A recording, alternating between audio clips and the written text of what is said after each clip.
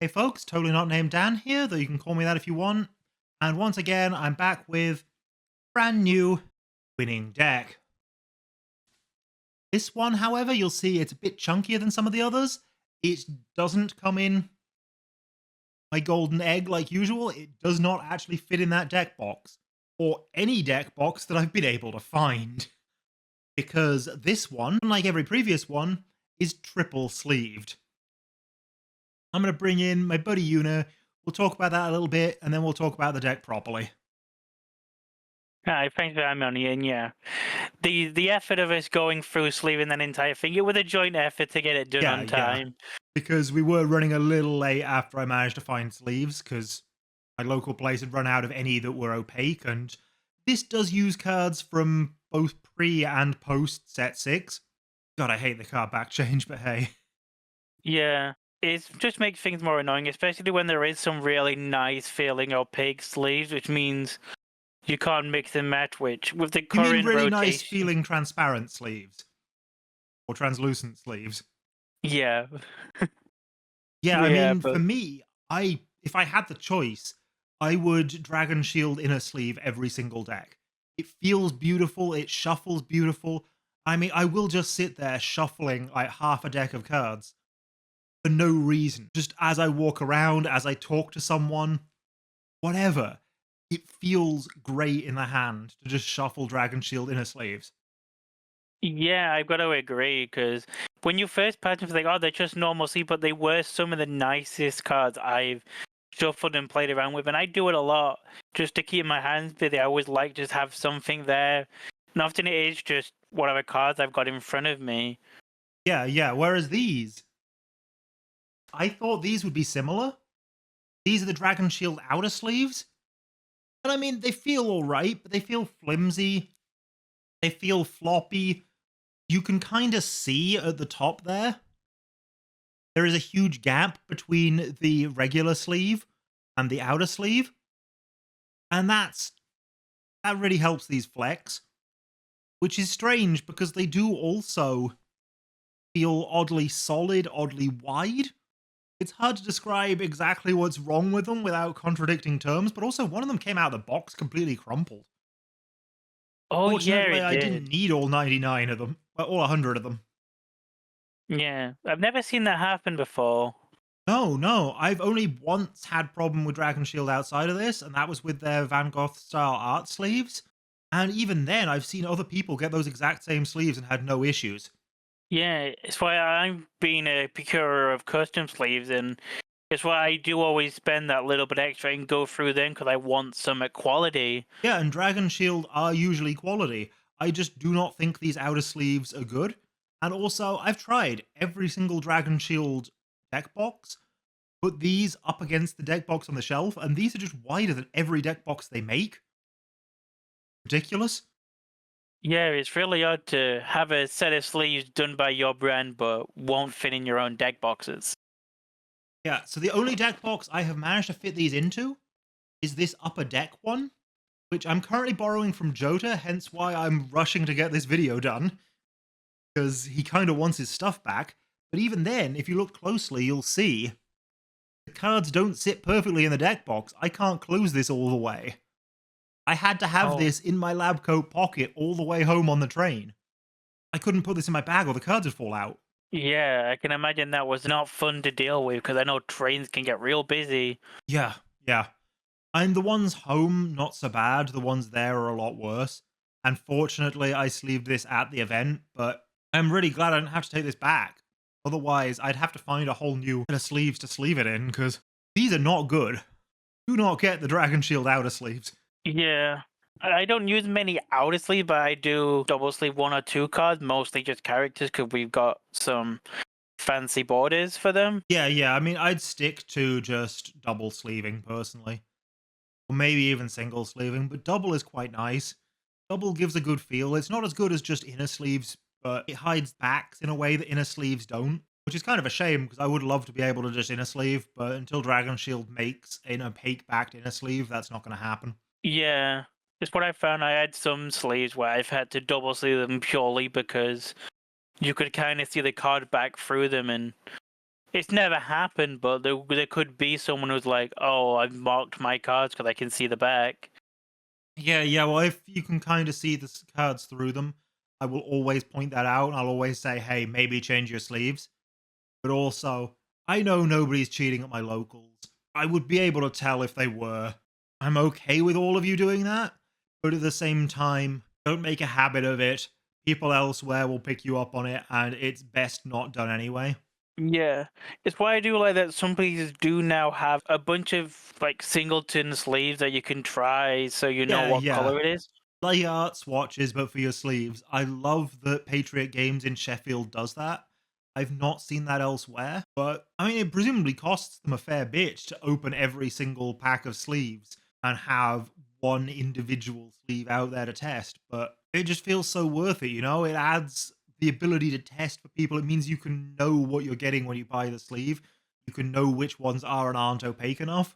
I think it did happen as well because I was gonna grab some sleeves for my Tiger deck. We were just leaving it last minute for the 3v3 event, and the ones I were gonna pick were slightly opaque, so I couldn't use them. But without that, I would have Again, grabbed you them mean and been were wrong. slightly transparent. You keep saying Yeah. opaque when you mean not opaque, but yeah. And I've had that where I've had to swap out sleeves 'cause I've realized one of them's not right or something. But let's go into this deck properly. So over here we have the full deck. Let me just zoom out a tiny bit for you. There you go. But the important things to start with are this is a Toga 3 deck. This was not built as a Toga 3 deck. This was built as a Toga 2 deck. But let's have a look at what Toga 3 does. Toga 3 has response. After you play a weapon attack, your rival commits 1 foundation. Enhance. If this is the first attack you have played this turn, it gets +3 speed and +2 damage. And response once per turn. After your attack deals damage, you may add 1 card from your discard pile to your momentum. So many strong effects on a single character. Just pseudo stun one. Your Yep. first attack's always gonna go through pretty much, and getting momentum is always nice. Yep. Now that Pseudo Sun 1 is only on weapon cards, and you will note that we have a few attacks here. Blue Flame Palm Strike specifically, and Instant Explosive Release are not weapons. That's because this wasn't made with this character in mind. It was adjusted slightly to work with this character, but I did not change the attack lineup in the process. And then, yeah, first attack gets plus speed and plus damage, so it pushes the first attack through, but if you need it to be absolutely guaranteed, there is also this duplicate Deception Stab to do the job. God, that's gonna be nasty when it goes through. I think it almost killed me every time. Yeah, duplicate Deception Stab does a ton, especially as it also removes a random card from the rival's hand, so there's no guaranteed block, even if they've been planning around it. But, Mm. I mean, we actually don't play it for that, we play it for the first enhance, which is remove unflip 1 momentum, and you just do that from your hand, because that is so good when you play the kind of momentum this character does. And note, when our attacks do damage, we get to fish up that momentum as well. The momentum we're looking at is primarily Rushing Stab here. Has momentum flip, draw 2 cards.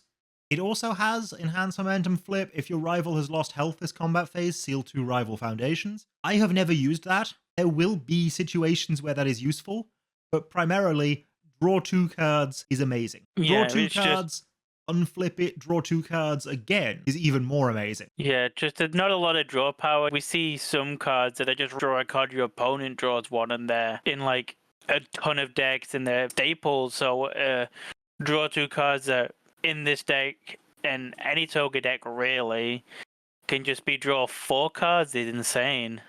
Yeah, and we kind of talked about this in the bans video. There are not a vast amount of card draw foundations on death. There's slightly more than there used to be. This Dangerous Combatant, for example, especially in a stun deck like this one, is really good card draw. It's just if your opponent has more committed foundations than ready, you flip this, you draw a card. Pure and simple.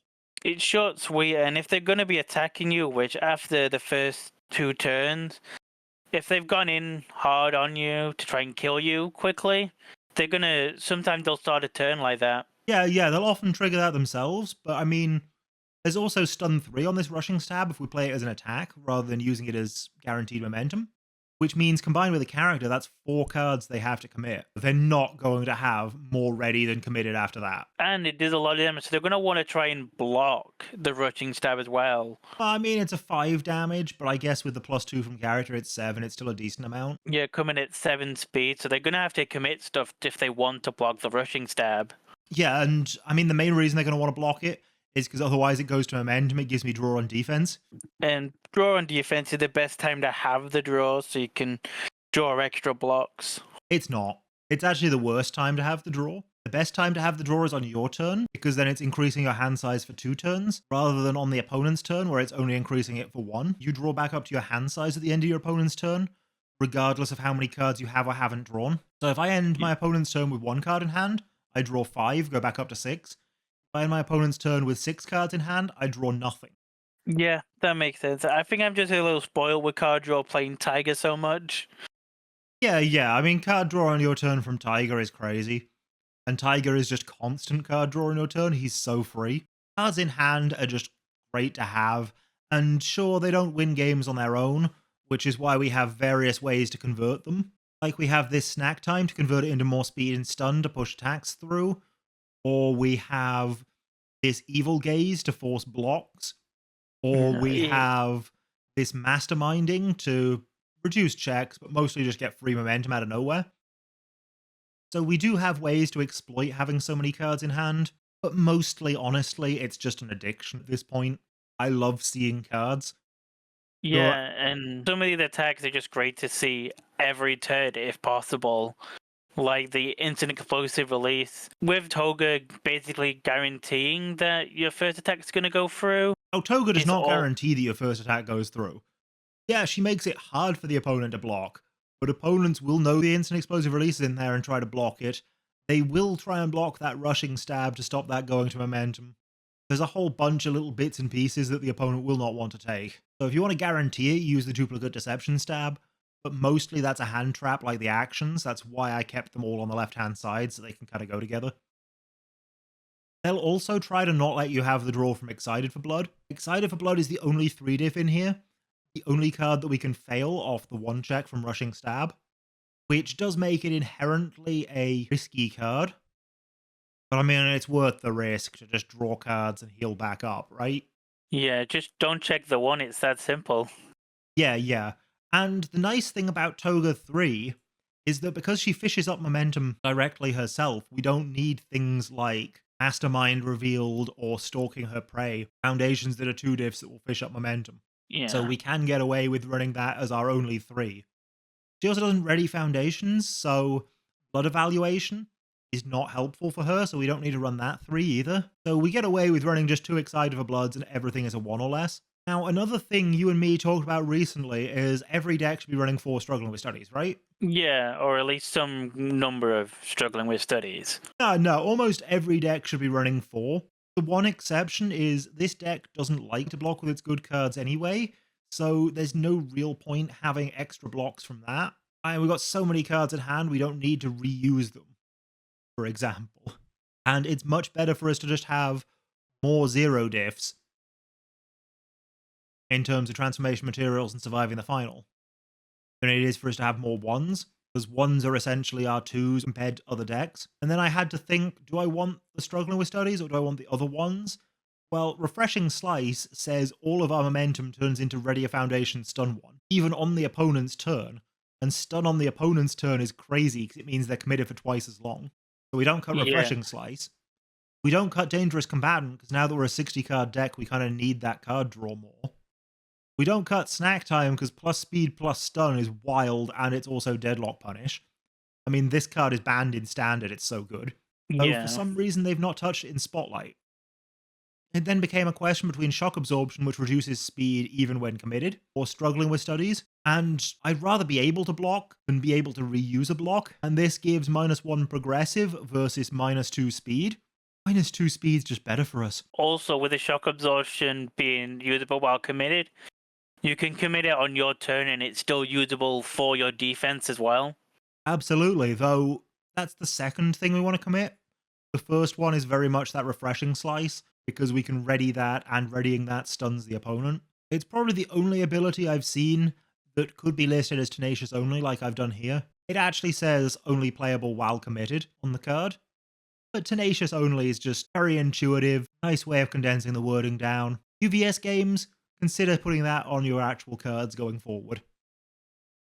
And yeah, we don't care about progressive so much, partially because so many of our cards leave our card pool, attack-wise. I mean, Duplicate Deception Stab almost never goes into the card pool, we only use it as the hand ability most of the time. It's only occasionally used to guarantee that first attack goes through against decks that block well, so that we get instant explosive releases effect, which adds itself to momentum after it resolves if our first attack this turn dealt damage. Note that while that's not a weapon, so it doesn't stun, it combos really nicely with Toga's ability nonetheless, if our first attack has stunned them down and got +3/+2. And then it's just every single one of these goes straight to momentum. We can then gain momentum back with Ambush Thrust, add our momentum back to our hand, replay it, it goes straight back to momentum again. Yeah, I remember hating that combo with you just kept playing 7 or 8 attacks, I think, at one point. Yeah, and the Dual Needle Lunge kind of does the same. It costs you 3 health, but even if your first attack didn't do damage, this just goes straight to momentum on resolution. And it then flips momentum to discard the top 2 cards of your rival's deck. You don't look to mill with this deck. The amount you draw, it's probably not doing the job for you. But Masterminding here is absolutely ridiculous if you can flip it, because then it turns into free momentum anytime your rival fails a check. Normally, it has this static text that says you can't discard it from your momentum to pay costs, but if you can get around that by turning it face down, the text disappears and then you can use it for your effects, after also using its own momentum enhance to reduce your opponent's next check. Yeah, it's such an annoying card, and it can just come out of the nowhere, because even you can start your opponent's first turn with it. Yeah, if your opponent just gets unlucky at any point, it's there. So I have the bad habit of just trying to play down 1 extra foundation. You can say, if I fail, I fail. If I don't, I get another momentum. Not Bad momentum. Hobbit, you say? Foundation. I believe the Bad Hobbits are Proudfoots, though I can't fully remember. There might have been another one who specifically was selling off Bilbo's stuff because he'd been away for a little too long. I wouldn't know. It's another thing of mine. I've never actually seen The Lord of the Rings or read the books. Well, that would be in The Hobbit, which is the much easier book to read, because while it's a bit dense, it is also still designed as a children's book in a way that The Lord of the Rings was not. Would recommend The Hobbit, Lord of the Rings, see how you feel about The Hobbit. If you like it, try the books from there. Otherwise, try the movies. Don't bother with the Hobbit movies so much. They're all right, but they're very much just capitalizing on a franchise that did well. There's not the passion in them that there was for The Lord of the Rings. Nah. But moving on to our final attack here, we have Blue Flame Palm Strike. Now, this, if it's the first attack of the turn, we can push it to 8 speed. It doesn't get the stun, but that's still a hell of a lot of speed. And even later in the turn, it's a 5 speed after your opponent's committed out. We can make it a 6 with snack time. And so it's very easy to make this borderline unblockable. So that powerful 3 can very easily be a game ender, especially with the amount of momentum we generate. And even itself, it reveals the top 3 cards of the deck, adds 1 reveal this way to your momentum, discard the rest. Now, the sneaky part of that is that the card is still revealed as part of the effect at the time it goes to momentum. And because it's revealed, any static text is public. So Dual Needle Lunge goes face up, Rushing Stab goes face up, Masterminding goes face up. You get all of those effects if you put it in with Blue Flame Palm Strike.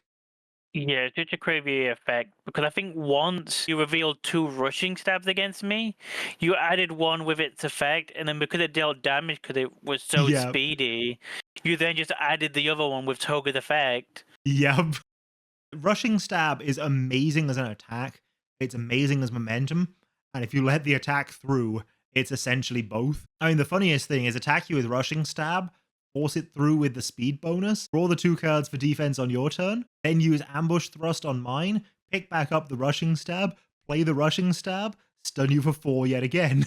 Yeah, it's such a crazy combo, and it is somewhat balanced around that 1 check, because I remember once or twice you tried to play the Excited for Blood at your first foundation, and then just you checked the 1 and had nothing. Oh, there was one game where the only thing I could ever pass was attacks, because any time I tried to play a foundation, it was a Rushing Stab on top. Yeah, it was against me, that's why I remember it so well. But that was with the Toga 2 build that ran slightly more 2-diff foundations. This Toga 3 one, I only ever played it once, and it won the very first time, and it wasn't close, ever. Just changing out the foundations to have less high difficulty ones, and changing out the character to be a slightly better, just one that gives all this speed for free, was all this deck needed to be good. Yeah, which is what some of those old 2-diff foundations were for, was for more speed in Yeah. the old list. But they weren't so much for more speed as they were for cheating in the momentum, because I couldn't guarantee that attacks would hit as easily. But also, there was blood evaluation as a 3-diff, because it could be unflipped by Toga when she flipped a momentum, and then drew a card when it readied. So it was essentially a card draw instead of stun version of Refreshing Slice here. And so that was really, really useful to have as just extra Refreshing Slices.